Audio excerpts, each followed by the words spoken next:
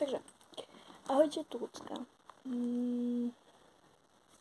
Už dlhšiu dobu by som rada dala niečo von.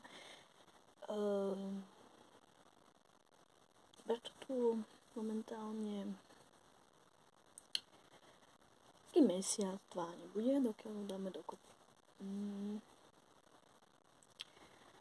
Barče sa z hľadiska choroby, ktorú má, stalo to, že je podľa doktorov kúsok demencie. Nevie, kto je sama, nepozná rodinu, nepozná nikoho. Jediný, koho si pamätá, je kamarát Marko, ktorého berá ako otca. Barča z hľadiska tohto stavu prešla do 2-ročného dievčaťa a 2 roky nevie nič, snažíme sa pomaly učiť, lenže jeden deň vie, druhý deň nevie.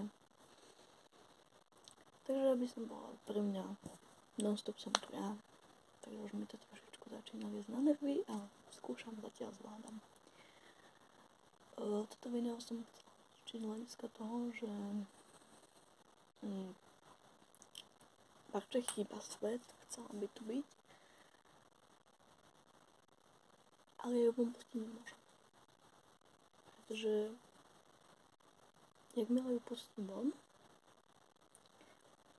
tak poviem, ako keby vybuchne niečo, pretože v momente, keď pustím von, tak má záchvat, pretože nevie, kto je, čo je, nevie, kde je, čo je, ako je. Samozrejme, zatiaľ je Barča teda na penke. Budem ďalej s tým pracovať, budem to skúšať. Ale ona tá pamäť sa začala zachovať tak ešte pred pezinkom. A po pezinku to dopadlo tak, že v podstate padla úplne na tú nízku hladinu, je fakt 2 rokov a nevie nič, hej. Neviem, či som sa už predstavila, takže mám 28 rokov, som blondína, možno pošlem aj fotku, možno dám aj fotku mimo. Samozrejme, to je základ ten, že ja potrebujem nejako s Barčou pracovať. Čiže ak má niekto skúsenosti s DID poruchou a s presunutím až do takéhoto nízkeho stavu, alebo kúsok, alebo byť kúsok demencie, ak má niekto takéto stav, ja môžu pomôcť. Skúšam rôzne pamäťové mapy, skúšam rôzne veci, skúšam hocičo. Takto, jeden deň to vie, druhý deň nevie, čo sme riešili, nevie, kto som ja, takže každý deň sa musím predstavovať. Takže je to trošku ťažké. Ale aby ste niekto mali nejakú skúsenosť a vedeli by ste poradiť, tak kľudne napíšte do DM. Budem rada, budem sa snažiť vaše rady samozrejme prijať. A to by bolo asi na dnes všetko. Keby mal niekto nejaké otázky, dám znova možnosť otázok. Ale bola by som rada, ak by si väčšina sledovateľov toto vypočula, pretože je to dôležité, je to niečo, čo tá choroba spôsobuje a nedá sa na to pripraviť. Tá choroba má ešte 2 typy záchvatov, ktoré ja volám jeden záchvat na druhý záchvat. Sú to 2 typy záchvatov, ktoré Barča prežívala. Jeden typ záchvatu je, že nevie, kto je, čo je, kde je. To už je skôr po tej demencii. A druhý typ záchvatu je ten typ záchvatu, že každý po nej ide.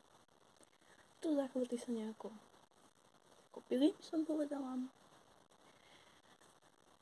Bojí sa ísť tomu s ľuďmi, ktorí žije, či s rodičmi nepozná, bojí sa ich. Takže to musí byť non-stop ja, non-stop niečo riešiť.